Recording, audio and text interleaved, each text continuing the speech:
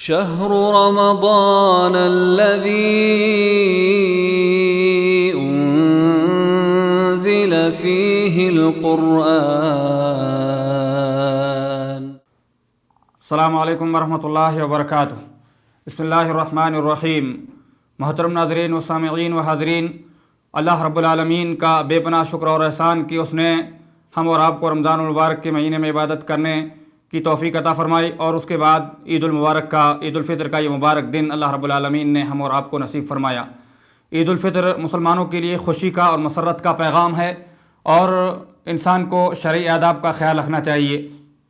عید کے اندر شرعی مخالفات سے بچنا چاہیے.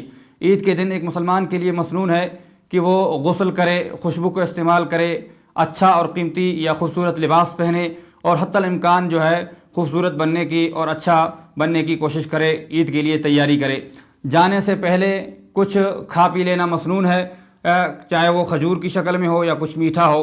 اسی طریقے سے جاتے ہوئے تکبیرات کا اہتمام کرنا چاہیے، بلکہ عید کا چاند نظر آنے سے ہی تکبیرات کا اہتمام کرنا چاہیے. جانا ایک راستے سے ہے، واپسی میں دوسرا راستہ اختیار کرنا ہے.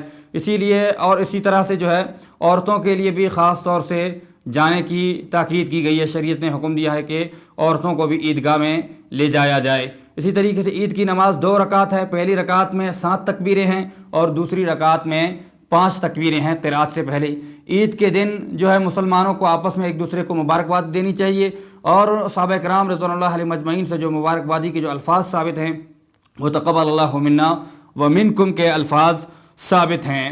اور بہتر یہ ہے کہ عید کی نماز جو ہے عیدگاہ میں ادا کی جائے، مسنون طریقے سے ادا کی جائے، اور عید کے دن ایک دوسرے کو کی ہمدردی کا اور ایک دوسرے کی جو ہے محبت اور اخوت کا خیال رکھا جائے، اور رشتہ داریوں کو جو ہے جوڑا جائے. اور عید کے دن جو ہے رشتہ داروں کے یہاں خوشی اور مسرت کا اہتمام ہونا چاہیے، ان کے یہاں جانا چاہیے، ان کی زیارت کرنی چاہیے.